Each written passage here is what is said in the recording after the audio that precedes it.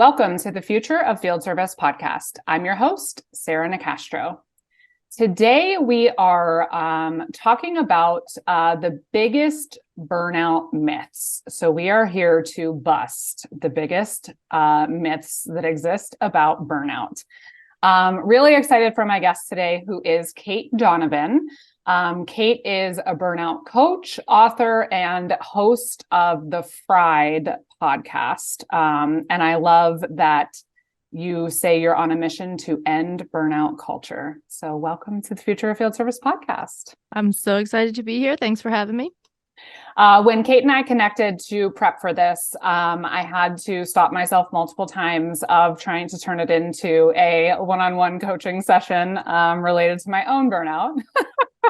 So we'll try not to do that today either. But this is a topic that, of course, is timely, relevant to so many folks and companies, right? So whether it's from an individual perspective, the leader's perspective, looking for ways to support their teams, or the company thinking about, the relevance of this topic, a lot of different perspectives. So before we get into it all, tell everyone a little bit more about yourself, your journey, and how you came to be the burnout expert.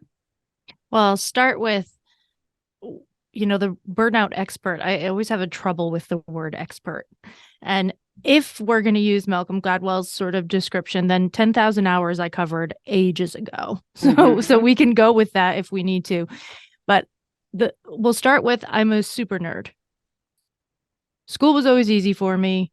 I got through things. I got a full scholarship to college. I did all the right things, kind of, and I think that when I started my burnout recovery, when I realized I was burnt out, I spent a lot of time digging in the research. And one of the things that really ended up standing out to me was that I wasn't represented in it. At the time of my burnout, I was a female entrepreneur, and all of the research was on corporations and hospitals. Mm-hmm. And I just sat there thinking, well, that means there's a lot of gaps in the research. So I have spent the last 7 years, I even went back to school for another degree, because I really needed space to be able to dig into some of these gaps. So talking about the burnout myths is really important to me, because there's a lot of things that I see out there where I'm like, no, not that. Mm-hmm.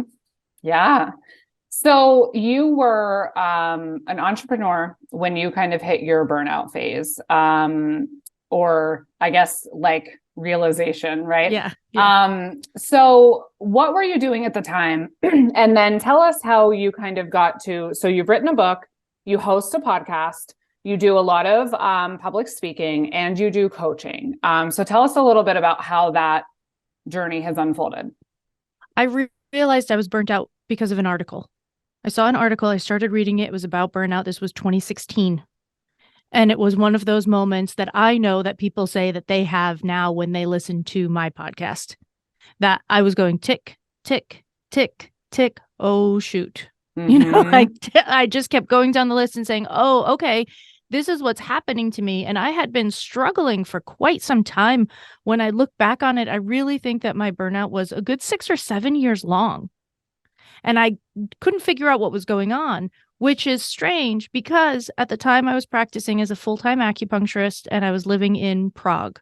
Mm-hmm. And I didn't understand how someone with the kind of knowledge that I had and the introductions to meditation and stress management and all of those things that are a part of my medicine, how it could happen to me. Plus, I'm a little bit of a perfectionist, so I was a little annoyed that it happened to me. I'm like, yeah, why didn't I fix this before it happened? I was a little bit mad at myself. Mm-hmm. So when I went through the process of healing, I was writing about it online, not for any purpose, just for the sake of saying, hey, this is what's going on. People started asking for help. And then I got to a point where I did all of that research, right? I read through every single thing that was available on burnout in 2016 over the course of 1 year. Mm-hmm. Everything that was downloadable. And I did it through Cambridge University because my husband was doing a postgrad at the time. So I had all the access to all the university libraries, like get me everything. I read through it all, and I was reminded of a Charles Bukowski poem about being an author that I read when I was a senior in high school, I think. And I remember reading it and thinking, oh, someday this is going to be me. The poem starts out, and I'm not going to say it word for word because I don't know it word for word. But the idea is you shouldn't be a writer until the words are so piled up in your body that you can't help but get them out, that they are just pouring out of you because you can't keep them in anymore. Mm-hmm. I remember reading that and being like, someday that's going to happen to me. This is when it happened to me. So I wrote the book, not even really for anybody else. I wrote the book because I felt like if I didn't get this information out of my head, I was never going to have room to learn anything ever again. Mm-hmm. Like I needed to make space. So when I finished writing the book, around that same time, I had just gone through an injury. I ruptured my Achilles. I was unable to work. We had just moved back to the United States. I wasn't able to work. I was in bed all day, every day because I couldn't stand for 16 weeks. And the podcast was born during that time. The podcast was born out of a few different things. There's an origin story somewhere out there in the interwebs if anybody wants to look for it. But the dual goal of creating a resource for people and gathering stories for my book that weren't just about me was behind it at the end of the day. So then the podcast started 9 months before a pandemic hit. So people always say, how do you create a successful podcast? I'm like, get lucky with timing. Because you can't control that bit, right? So I got really lucky with timing, and both of those things catapulted the rest of my work. So all of my coaching clients come directly from the podcast, or 98% of them come directly from the podcast. And a lot of my speaking engagements can come from there as well, even if it means that a listener is saying, hey, there's this speaker I know that has this podcast about burnout and is sharing it with their HR team or their people. Yeah. What a wild ride. Okay. So let's get into our myths. So the first one isn't so much a myth, but more bringing clarity to, I guess, a working definition of what burnout is. So there can be some misperceptions or maybe widely varying, thoughts around what burnout actually is. So can you start by just talking about what is it and why is it commonly misunderstood? In order to do this, I always go back to the definition that has been accepted by the World Health Organization, because we have to start at a common place. According to the World Health Organization definition, which is based on research done by Christina Maslach and a whole team of people, burnout has 3 components. The first one is physical and emotional exhaustion. This always makes me giggle a little, and this is part of the problem. Almost any symptom on the planet can fall under physical and emotional exhaustion. So that's confusing. The second is cynicism and detachment. So feeling like you're alone in the world, being really negative and cynical at work is part of it, right? Those 2 things both have to be there. And there has to be a third aspect. So all 3 pieces must be present. The third aspect is feeling like your work is not impactful / you're not able to be productive, and or both. So those 3 things in a bubble have to all exist for it to be burnout. Additionally, the definition states that this is primarily work related. So this is where things get confusing. First of all, physical and emotional exhaustion is confusing, because physical exhaustion is fatigue. It's also headaches. It's also sluggish digestion. It's also crappy sleep. There's a lot of symptoms that can be related to physical exhaustion. So how does it present in people? That can be confusing. Emotional exhaustion is also, well, what does that really mean? Lack of bandwidth? Well, lack of bandwidth will lead someone to crying, another person to anxiety, and a third person to eruptions of rage. So again, what does it look like? And after talking to hundreds and hundreds of people over the years, the biggest problem is that it looks a little bit different in everybody. In Chinese medicine, we say that your weakest places in your body, which some of them are constitutional and some of them are gained because of life experiences, your weakest constitutions are the ones that will be exploited in high stress situations. So if you were in a car accident when you were 12 and you had whiplash, your burnout will likely have some neck pain. Mm-hmm. Right. So that makes it make more sense to people to say, well, this person had asthma as a child, so they're having trouble breathing as part of their burnout. Mm-hmm. You might not have any issues with your breath during burnout, but you're having massive headaches because you have a genetic predisposition to migraines. Mm-hmm. So it's a little convoluted. I think the next part of this definition that makes it difficult is they're so focused on trying to delineate burnout from depression because there's some overlapping factors that in order to delineate it, they're saying, well, this is work related. And the fact of the matter is it's not just work related. Mm-hmm. And so I think that that's something that will evolve with time. So I was really glad that you used the words specifically working definition, because this is very much a working definition. We have a lot to learn. There's a lot of gaps. And this is the best information I can give you at this time, understanding that if somebody listens to this podcast in 5 years, it might not be correct anymore. Mm-hmm. Right. That makes sense. So then it seems like one of the biggest reasons it's commonly misunderstood is because those 3 characteristics can look really different based on an individual's experience. So that makes it really hard to just, a lot of times when people want to understand something, they want to simplify it to where it's very specifically defined. They can look at it and, and this is one of those things that you can only do to a point because huge aspects of it are very individual. Okay. Yeah. So I think we'll get into explaining it a bit more as we go along. So the next kind of myth I want to walk through is twofold.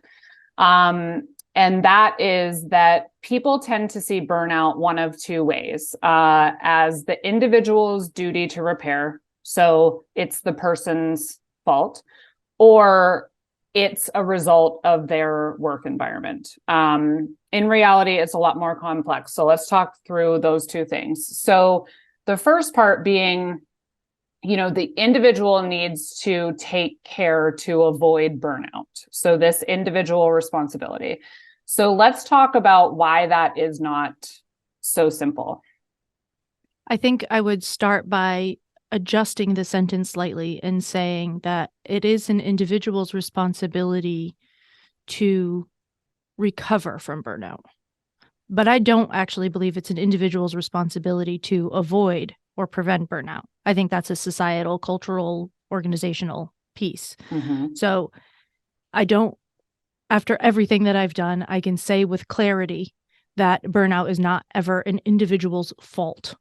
Mm-hmm. That's just never. I've never seen it be somebody's fault. Mm-hmm. What does happen is that due to various situations in childhood, everybody has them. Some of them are traumatic. Some of them are not really traumatic, but they create coping mechanisms and behaviors that each person chooses that allow them to feel safe.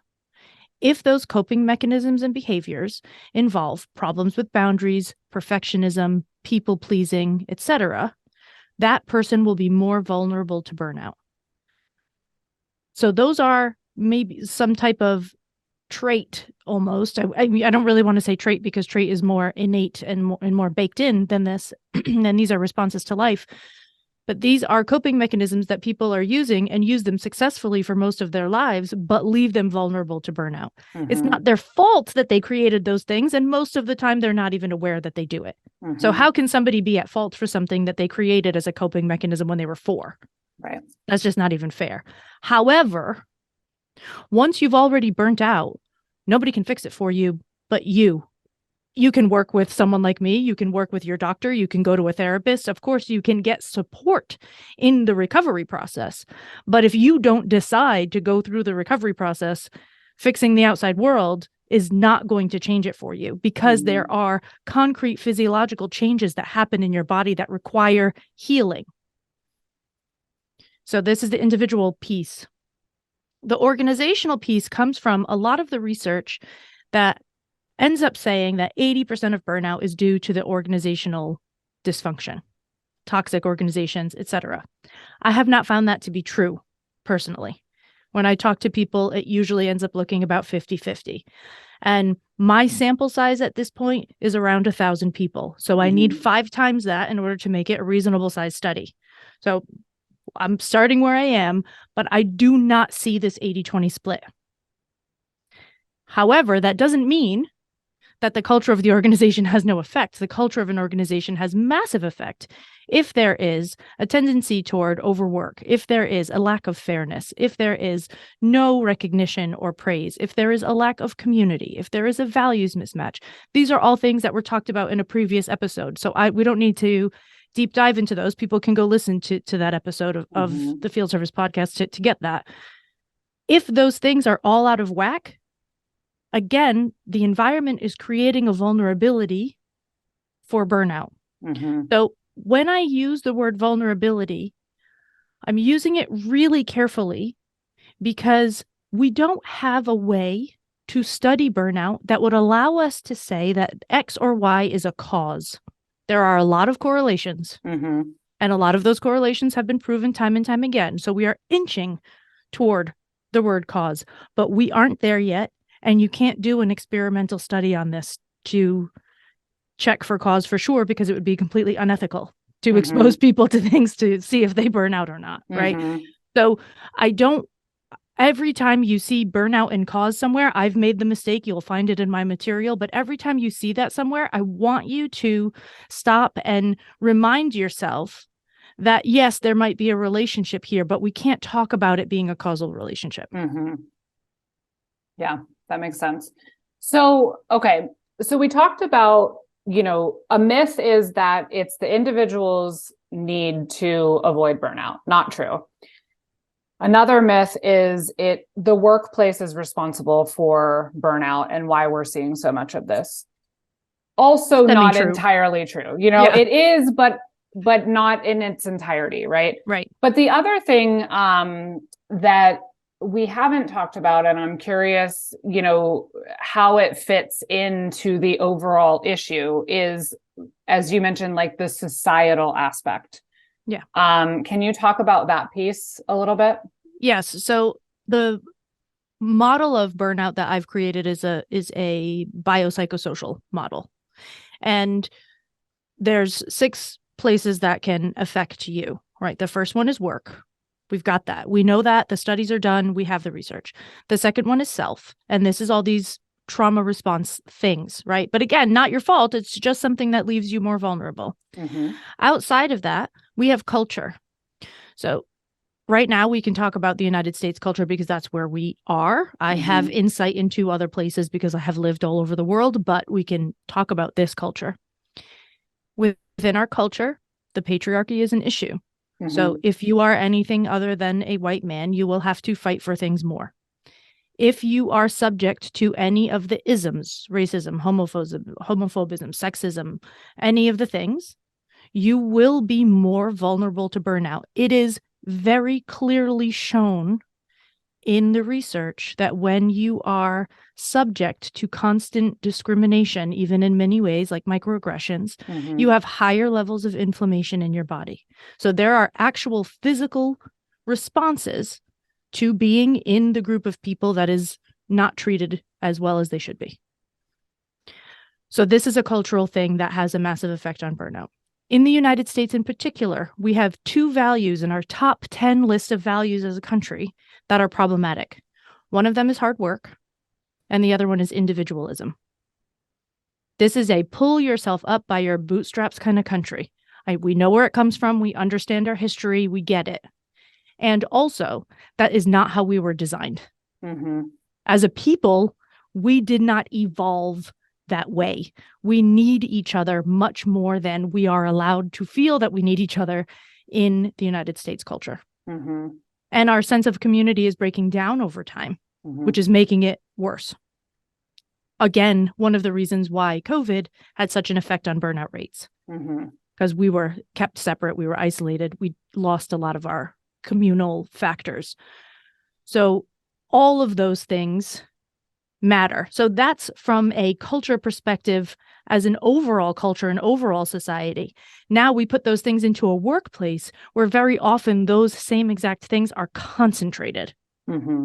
And this is how a workplace can create vulnerability for someone, especially if it's in combination with some of the bigger cultural issues, some of the self issues. There are also health components. There is a portion of your genetic code that's responsible for telling your stress response how it should function. Mm-hmm. And there are epigenetic changes that can happen to that code. So an epigenetic change would be something like a volume button that gets put on a little piece of DNA, and it will turn it down or turn it up. So it can either make your stress response more hyperactive, or it can turn it down so that you don't have an adequate enough response to situations, right? So it's like a volume button. If you are not having the same stress response as most other people, you're not going to be able to manage life the same way as most other people, but you don't know this about yourself because it's an epigenetic change. So you're wondering, well, so-and-so can handle it. Why can't I? So you push harder, right? So this biological thing can be a problem. If you have a chronic illness and you don't pay enough attention to it and you're ignoring it because you want to be able to do what everybody else can do, this is going to be a factor, right? So there's all of those things. Then we have family stuff, where the trauma comes from, where the coping mechanisms come from. So if you have a family unit where you were parentified, where you were made to feel like you had to be in charge in your household, that will lead toward poor boundary issues, people pleasing, etc. If there's poor attachment styles, this is a whole psychological, gamut of things. But your family of origin and your family of choice can both affect how you react in the world, how your stress response system works, and whether or not you're vulnerable to burnout. The last piece is environment. We don't like to think about this because it feels like it doesn't matter, but it really does matter. And there's plenty of research that connects how many trees you see during the week, how much time you spend breathing fresh air, if you like the color of the walls of your apartment. Stuff like this really, really matters. So if your home is in an unsafe neighborhood, you hate walking into the building, and you hate the color of your walls, you're going to be more susceptible to higher stress levels through things that seem to not matter. So all of these things combined to me are provide a web of causation for burnout. Yeah. No, that makes sense. And I think it gives really good perspective to folks on why it isn't so easy to say the individual or the organization, right? There's a lot more to it than that. So I want to go back to the myth that you've already negated in what you said, which is an individual thinking this is my fault. Okay. Yeah. So you already said that that's not the case. When you are working with people who are going through burnout, how do you help remove shame? Because I would think layering in shame for feeling burnt out only slows the recovery process. So how do you kind of help people to move past that and not feel personally responsible? I package that into shame, blame, guilt, and judgment. If anybody ever listens to my podcast, they'll hear those 4 words always sort of packaged together. And for good reason. To me, getting information like the information that I just told you helps people to release some of this just naturally. Because they're saying, oh, I get it. I get that all of these reasons happened. If there's, 87 things that make you vulnerable to burnout and I have 80 of them, well, then it can't be my fault. Like, clearly this happened. I think that's part of it. I think another part of it, especially when it comes to this shame portion, is asking people to talk about it directly. There's very clear correlations between name the shame and then it starts to dissipate. This is a Brené Brown thing, right? Name the shame. So just saying it, which means that my job is to create a safe enough space where somebody will say it. Mm-hmm. We talk a lot about the guilt and the shame that comes from taking time for yourself and prioritizing yourself, right? A lot of that is just a practice of doing it and noticing that everything's still okay. Mm-hmm. So we call this gathering data in my work. I want you to, so I give people this, sort of home experiment to do. I want you to go out and practice this and gather data about the responses and reactions, and then come back and report to me what's happened. Most frequently, if we put it into that, we're putting you in an observer mode. So now we're going into Buddhism and meditation, this is the healthiest mode from which to view your life. We're putting you in the observer seat. Once you get into the observer seat, you're practicing. So you're not trying to make it happen, take some of the pressure off. And you know that you need to do it multiple times so that you have enough information by which to base some sort of new truth on. So we are challenging the beliefs and truths that you have had ingrained in your body your whole entire life and saying, yeah, but can you prove it? Prove it to me. Right? Because in science, a hypothesis is never proven. It's only falsifiable. You can only say like, this is false, or you keep trying to find a way to make it false. That's how we get to theories and proofs, etc. So prove me wrong. Prove yourself wrong. Go gather data. Let me know what happens. And it gamifies it a little bit. It makes it a little bit lighter and gives people an exercise that they can use. Mm-hmm. Yeah. Okay. So another myth that I think is worth talking about is this idea of I or they, depending on if you're looking at it from the person experiencing or the environment they're in, just need to push through.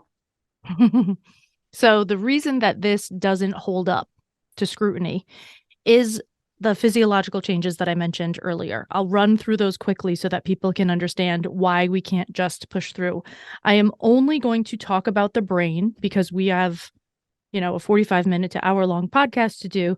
And so we can't do all of the symptoms across the body, but just the brain alone should allow you to see that we need to take time and recuperate. When you are under chronic stress for extended periods of time, so chronic stress, let's extend the chronic part of it so that everybody really understands this.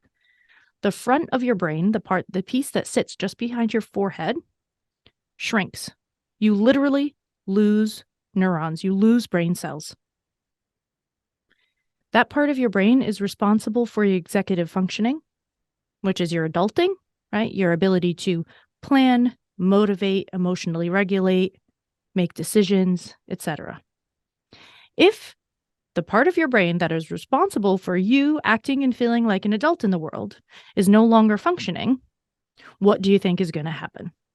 Mm-hmm. And how, from that place, are you supposed to just push through? You can't decide, you can't motivate, you can't do those things well. And if you can do one of them, you use all the power your brain had that day and you can't do any of the other ones. Mm-hmm. So pushing through is literally not possible. There are two other things that happen in the brain that I think are really important. Another part of your brain that shrinks during this time, that goes through hypertrophy, is your hippocampus. And that's where your memory is. So you lose access to your memory. You can't catch things as easily. You're losing things, you're losing words, you're losing ideas. So you planning and deciding, maybe you get through those things, but then you can't remember what the hell it's all for. Mm-hmm. Right? So you're stuck again. Then there's one more part of your brain. There's, of course, more things happen, right? But these are the really critical. Your amygdala, there's two of them, one on either side, is responsible for scanning your environment at all times to look for danger. This is why the environment and the people you surround yourself with are so critical. The amygdala, instead of shrinking, gets bigger. So the parts of your brain that are supposed to be able to talk you down, plan, be logical, be rational, are shrinking. And the part of your brain that's like, fire alarm, just got bigger and more sensitive. Mm-hmm. How do you push through that? Mm-hmm. So it's interesting, this explanation. So I'm going to share personally for a moment, which I don't know if this will make sense to you as a public figure, content creator, what have you. Like I do but I don't share personally. Do you know what I mean? Like Yes. I do, I'm very open, but there's also limits to, I think, the detail people want to hear. But what you're saying really hits home to me because I've shared publicly, I have a 7-year-old son. He was diagnosed January 22nd of 2019 with type 1 diabetes. He was 3 at the time. And so there's a lot of layers to this, right? Because it was a terrifying thing. It was traumatic for sure. I actually was diagnosed afterwards with PTSD. And that was on top of already having anxiety, which I've also spoke publicly about. But so it was 4 years in January. And like the impact I can notice on my executive function, my memory, and how what I'm assuming the last bit that would feed into anxiety, right? Because it's like your ability to basically self-regulate diminishes to where that becomes, something that's harder and harder to control. All 3 of those things are absolutely present. So, then you think about that in the context of what we're talking about today, which is burnout. So, and I've said this before, but in a very surface level way, like one night we were up a lot treating lows. And for people to understand, like, I'm grateful that he only has type 1 diabetes. So like, I do have perspective in the sense of it is something that he has a really good chance of living with to old age. Okay. That being said, okay, what a lot of people don't understand because it isn't like a super well understood disease. It's an autoimmune disease. So there's nothing he could ever do to cause it or fix it.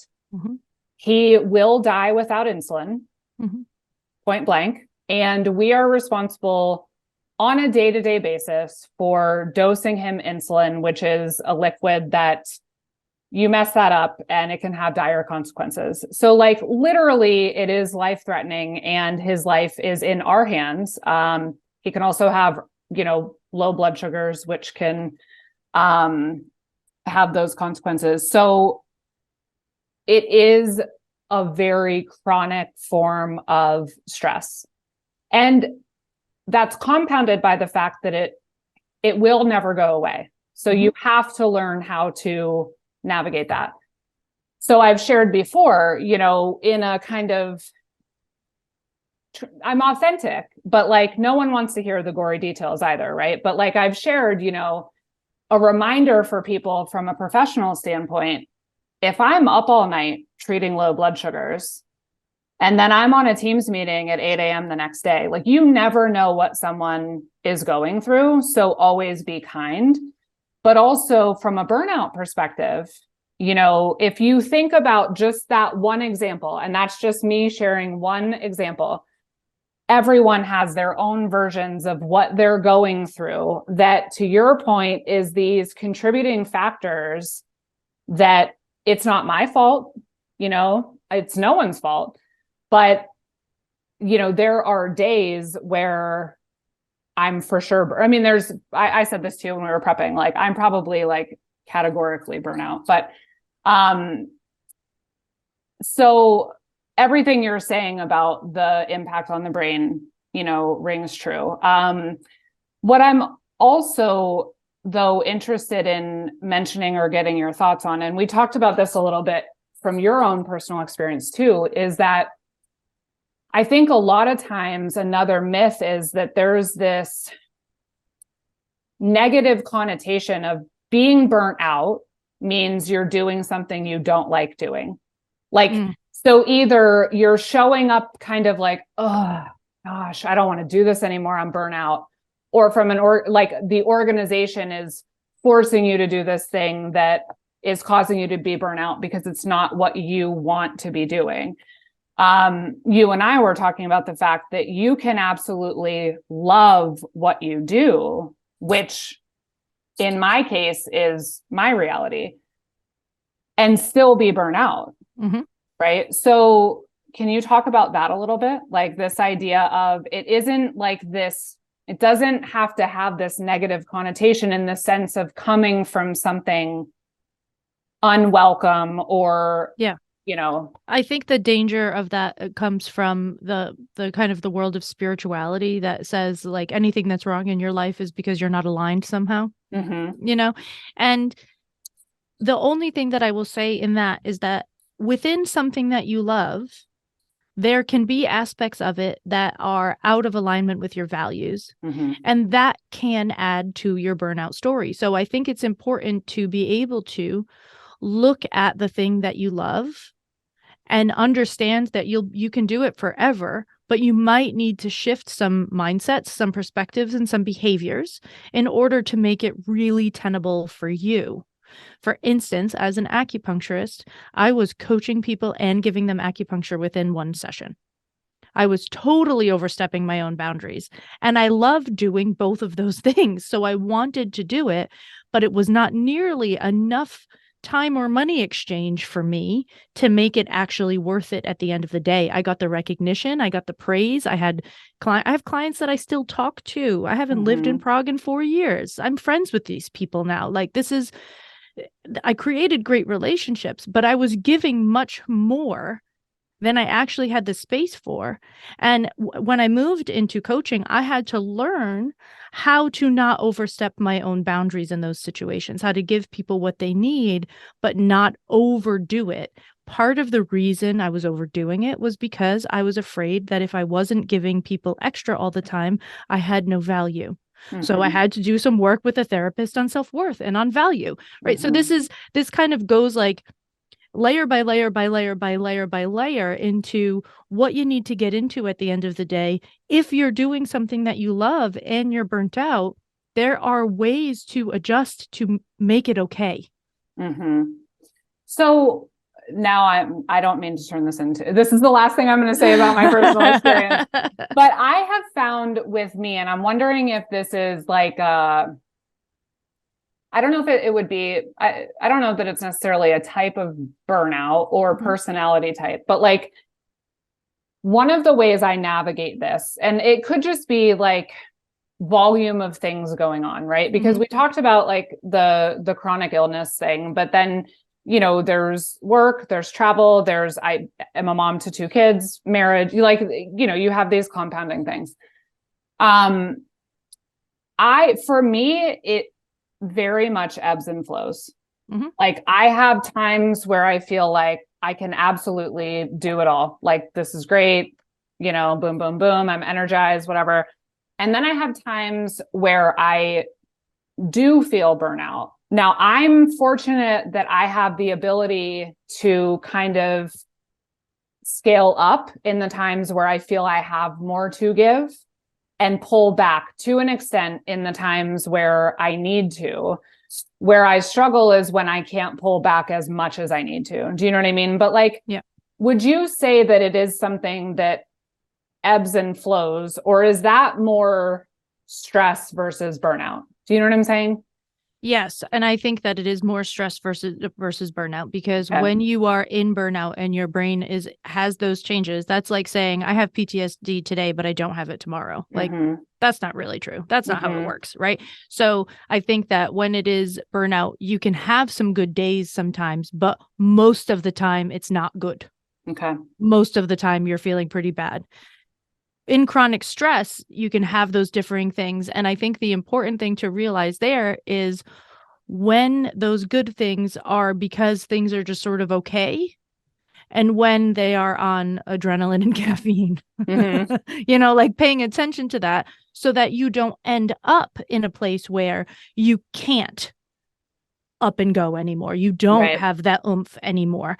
So I think that's what you're saying is actually a really great red flag for most people. Like if you are going through life and you're kind of going like extreme to extreme pretty frequently, you're in a chronic stress pathway that can lead you to burnout, and it's a little bit dangerous and you should pay attention to it. Right? When you are life is always going to be stressful. There's always going to be stress that happens in your life, but a lot of stress can be healthy and positive. So it's not all a burden. And that's a whole separate conversation. But Aaliyah Crum is a good person to follow for that. And so I think the thing after burnout for me is that I'm not afraid to burn out anymore, mostly because I don't think that I would allow myself to get there because I know what to pay attention to. I also know that even if I did, I'd be able to get out of it because I've done that before. So like, yay. And when I'm starting to enter that place of higher stress, I notice it faster, usually through paying attention to resentment. That's my like red flag sort of thing. And I can shift things right away. So not necessarily change everything immediately. Sometimes things take 3 months to change because you have to implement a business decision differently or something like that. But you can decide to do things differently. So I think this sort of cycle that you're describing happens on a smaller scale in everybody's lives all the time. If you have to stay up with your kid and then you wake up in the morning and find out that your mother fell and you have to be on a Teams call at 8 or 9, you're not going to be fully present and that day is probably going to feel pretty bad. But that doesn't mean you're burnt out. It means you're having a bad day. Right. So the question is, how big are the amplitudes between your extremes? How frequently are they happening? And can you soften the curves a little bit? Because it's okay to have a little bit of a wave. That's just humaning. Sure. Yeah. Right. That makes sense. So you mentioned resentment. So talk about, again, myth would be that resentment is a negative emotion, but let's talk about how it can be powerful when it comes to burnout. Resentment is my favorite emotion. It's the best one with burnout because it tells you everywhere that your boundaries are off. And I use the words are off intentionally. Your boundaries being crossed from the outside is not actually something that happens all that often. It might be 30% of your boundary issues. The rest of it is you either overstepping your own fence to do more for other people than they're asking for, or opening your gate and then being mad that somebody's in your yard. Right? So I think it's critical to have a tool that allows you to say, oh, I actually want a fence here. Okay. Then you can figure out how to put a fence up. And resentment, when you pay attention to it, will show you the patterns and themes in your life that need to shift in order for you to manage your stress better because you're keeping some things out and or letting some things in, because boundaries are also about asking for help and asking somebody to come into your yard or into your house and bake some muffins because you don't have time, right? So boundaries should go both ways, both keeping people more at bay or keeping tasks more at bay and asking for help. That's a two-way street that I think most people don't talk about. But resentment and as a general rule, the anger group, as I like to call them, resentment, irritation, frustration, annoyance, anger. Those emotions will tell you exactly where your boundaries are off, exactly where they need to be adjusted. And it might start off with, I'm frustrated every single day because I'm making my eggs and they always stick to this damn pan. If you're starting your every single day with frustration over an egg pan, go to TJ Maxx, get a new pan, stop it already. So if we can adjust a lot of these small things, we'll find that we have more energy for the big things. So I don't think that people should look at resentment and then say, oh, I have to have a serious conversation with my mother-in-law. Like, roll back, deal with your coffee mugs and your pans and your blankets and your laundry first, and then build up to it when you have more energy. But it's an incredibly useful tool. Yeah. Okay. So let's kind of take this back then to the workplace aspect, because let's say that as individuals, let's just make a generalization here. We are going to do a better job of paying attention to our resentments and looking for these areas where we need to either set better boundaries or ask for more help.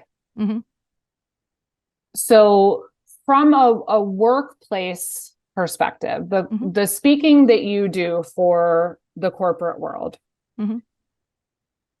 How do you encourage those entities to contribute to the burnout challenge by making some, changes in their companies to, better So it depends on what's going on, et cetera. Okay. It depends on what's going on in the company, but we usually will start with the 6 factors in the workplace that have been researched to death that we know are correlated with burnout. Mm-hmm. We work on, and we only choose one of them at a time, and we work on that and we see what happens. But if one of the factors, for instance, is a values mismatch, the values mismatch can happen in 2 ways. It can be a values mismatch between a company's spoken values and values in action. Mm-hmm. If that's the problem, then we work on that. How do we get those things to be closer together so that people are not reacting to the lack of integrity? Or it can be a values mismatch between an employee and a company. Mm-hmm.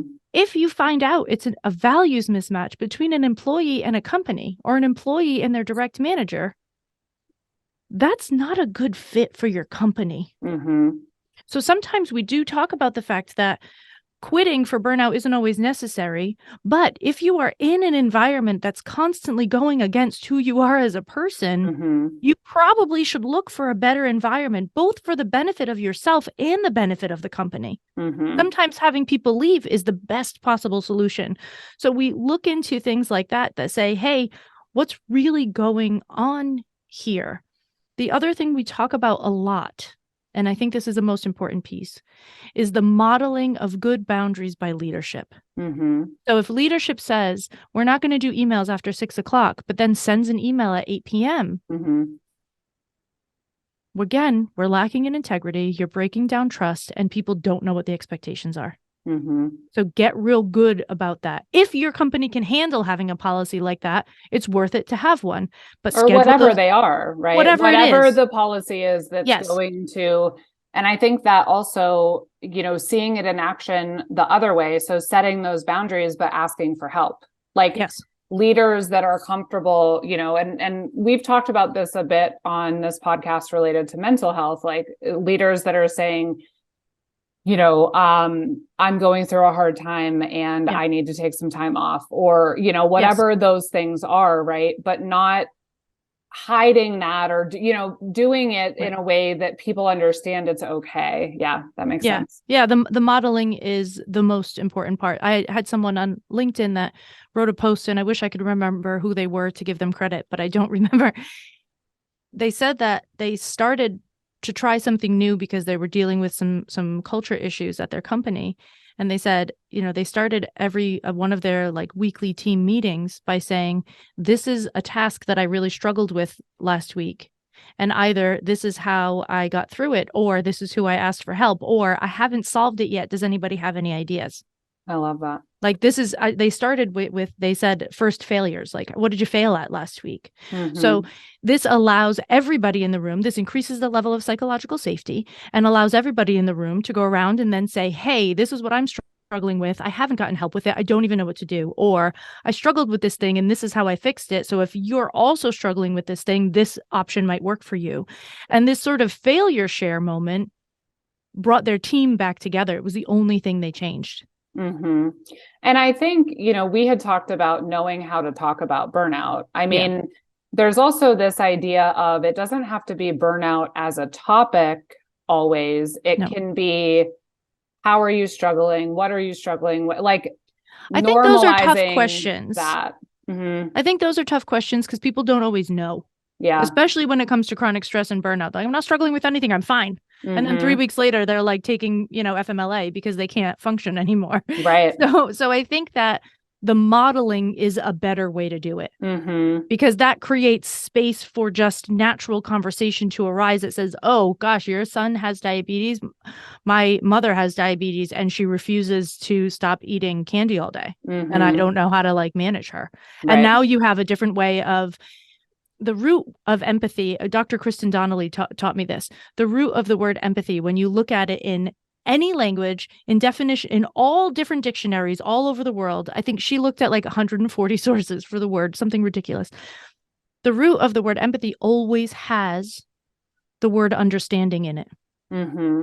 So if you want to increase empathy, you have to increase understanding. Mm-hmm. And understanding is a lot easier thing for most leaders to work on because it's easier to grasp than the idea of empathy. Right. It's really easy to say, oh, my son has diabetes, and for somebody to be like, oh, yeah, my mom too, or whatever the heck. Mm-hmm. All of a sudden, there's a different understanding. When you understand someone better, you are more likely to grant them grace. Mm-hmm. When somebody understands you better, they're more likely to grant you grace. Mm-hmm. So creating that like normalcy of life, it doesn't mean you're going to talk about your life all day, every day at work, but allowing the pieces of your story that you feel safe with Mm-hmm. to be part of the work environment will create more space for people to understand you, empathize with you, and give you grace when you need it. And the same goes for you and other people. And this is modified by the oxytocin hormone, which is fascinating, but that's a whole nother deal. Yeah, I think there's a lot more side conversations. I just want to end with, I want to talk about warning signs and then anything you would urge companies to consider in terms of, how to respond to those, resources to provide, et cetera. So what should they be looking for and how should they be reacting? So if you are a company and you are looking for signs of burnout in your team, you should be looking for attitude change. Somebody that was always positive and is now negative Nancy, that's a problem. You should be noticing attitude change. You should be noticing shifts in production. So if somebody can't keep up anymore and they always could, something's wrong. And you should be looking toward an increase of complaints about a person from other people in the company, even if they're just sort of whispers and like things happening in the background. If you're noticing that a lot of people are annoyed with one person, either that person is a bully and needs to be dealt with, or that person is burnt out and needs support. Right. So there's those three things I think are really important. And as for what companies should do, it really depends on a combination of the company culture, the parts of the company culture that are contributing most to burnout, and how much buy-in they have from leadership. Nobody that is a team lead that doesn't have support from leadership should try and implement these things because it is impossible to carry this load by yourself, and you shouldn't have to. Yeah, that makes sense. Okay. All right. I know we're out of time, so we're going to have to end there, but hopefully at some point I'll be able to have you back. In the meantime, let folks know where they can find the Fried podcast, your book, any other information about your coaching, speaking, etc. I think the best thing is to just share one resource because it's easy to remember. If people look up Fried, the Burnout Podcast, they will find it anywhere they listen to podcasts. They'll also find the website, and all of the information is available through there. That's one thing. And I would like to give one more resource before we wrap up, if that's okay. Of course. And when I was talking about all the brain changes, I know that some of the people listening were like, yeah, but then what do you do about it? How do you fix it? You do not have to take 6 months off to fix it. Okay. One thing that is accessible, and by accessible, I mean free and available at all times, is a guided quote unquote meditation that's either called Yoga Nidra, Nidra, or body scan meditation. These are basically the same thing. Andrew Huberman calls it non-sleep deep rest. It doesn't matter what you call it, but doing this for 10 to 11 minutes a day for 30 days will improve the functioning of your brain, calm down that part that's growing, and regrow those parts that are shrinking. And so that's something that if you were listening and you're like, but my brain is now broken and what? Don't be afraid. There's a super cheap, super easy way to help yourself. So go to YouTube, go to Insight Timer, go to the Calm app, whatever it is that you use, type in body scan or Yoga Nidra or whatever it is, and start practicing that to buy yourself back some of your function. Okay. I feel like you were talking directly to me. I sort of was. I know. I can tell. So I'm going to get on that. No, I know I do. I've said it on here before, and anyone that's listened all along is going to say, you said you were going to start meditating a long time ago. I do. So, well, this is an easy way to get that in that doesn't really feel like meditating and doesn't really require you that much work. It's just easier. Yes. Okay. I'm going to give it a go, 30 days, and I will report back. Great. Cait, thank you so much for being here. I appreciate it. Everyone look for Fried, the Burnout Podcast. And it's Cait, Cait Donovan.com, correct? Yes. Okay. You can also visit futureoffieldservice.com to find more content, including some of the podcasts we referenced today on burnout and mental health. Be sure to subscribe to the Future of Field Service Insider and look for the live tour event nearest you. The Future of Field Service podcast is published in partnership with IFS. You can learn more at ifs.com. As always, thank you for listening.